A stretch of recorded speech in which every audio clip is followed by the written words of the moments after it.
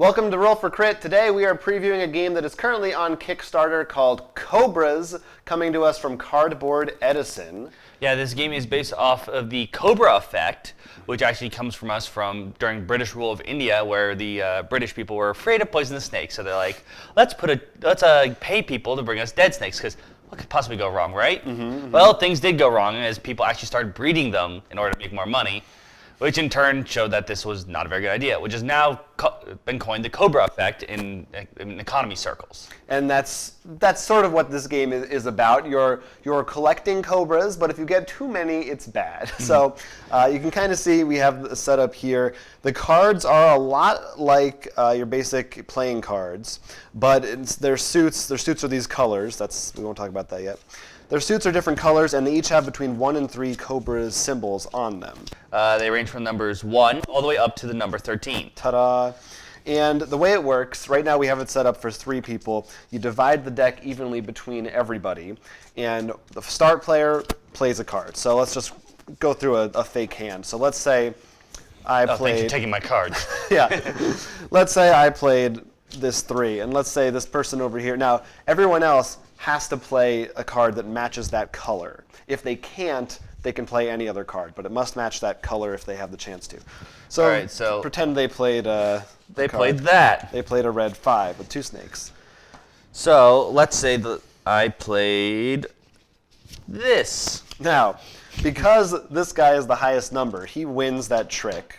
That means he gets to score. Right now, we didn't put any Cobras in our baskets. Which is a correction. He has to score. Yes, he must score. It is so imperative. In the current example, he'd get nothing because he currently has no Cobras. This is your basket. It has handy-dandy score charts on it. So depending on the number of Cobras you have in your basket when you score, that's how many points you get, and you have to keep track of that on your own. However, you'll notice if you have 8 or more, you get less points, where 7 is kind of the peak amount of points that you can get for that. You don't want the authorities to catch on to your scheme of that.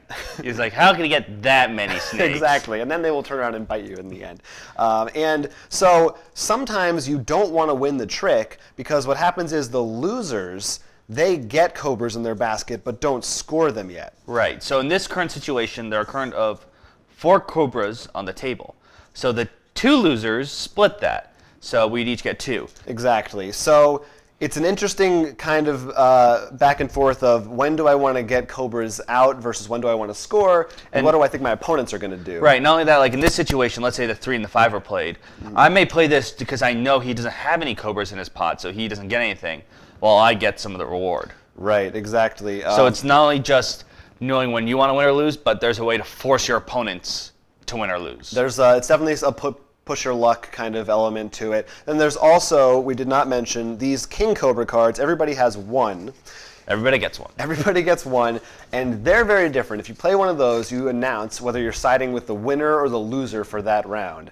And basically, you win or lose alongside them. You get to win or lose. It's sort of your cheat card that you want to save for opportune moments. And the way the game works is first player to 100 points. Each round ends once 10 cards with 3 snakes showing have been played. And then at the end of the round, if you have any Cobras left in your basket, you lose points for them. So there's a lot of, you can't just pile up on Cobras and expect to win that way. You really have to be smart about it. This is a pretty simple game. Once you get the hang of it, it definitely feels in the vein of a classic style of playing card. It goes from 1 to 5 players, even has a solitaire mode, which we'll talk about in a little bit. We played mostly with 3.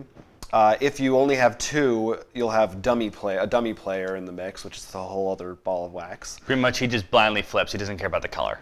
But I will say, just reading the rules and the instructions, hearing about the game, it is very straightforward and kind of simple, and it sounds kind of like numbers and, not the most thematic, engaging thing, but when we actually played it, it really has a lot of fun to it. Yeah. There's a lot of adventure and risk involved. There was a lot of fun because there's not only managing your own. There came a point, like I know for me, I was just like, like I know in my opening hand, I'm like, I didn't get too many of these colors, and I got a lot of this.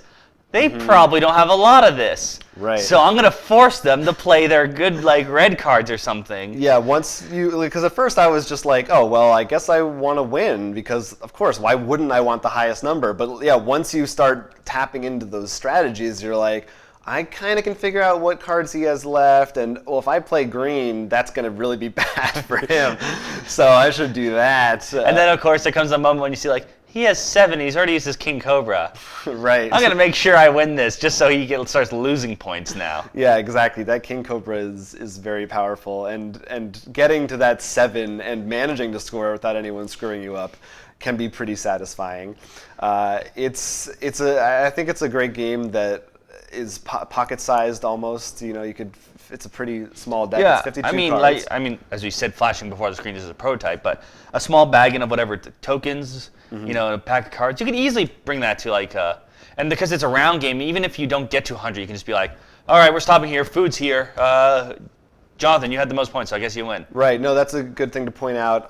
If you play with 5 players, the goal is actually only 75 points, but you could play as long as you want, as long as game or as short as game as you want, like Jim We Rummy actually or forgot whatever. to point out, because that was something really hilarious in our last match. Because like we said, the round ends as soon as 10 of the cards that show 3 Cobras appears.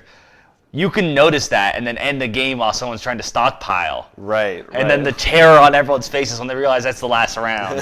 That's the other thing. Like, you might think, oh, I want 3 Cobras because I want more fast, but it's going to put the game a step closer to ending, and you'll have a high number. So if you don't want to win yet, there's a lot of risks that you got to take and different strategies to explore. So simple game, but with a good amount of depth. But really, I think any age group could play it. It definitely, like you said, it feels just like almost like a deck of cards, but it really does feel real. And we should mention.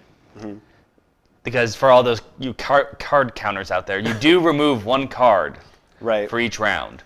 So there is some mystery, like maybe that red 13's not in the game or something. And the cards that you play, unless they're the 3 Cobras, because you have to keep track of those, they go face down in a pile, so no one can look through and remember. If they want to remember, they have to remember.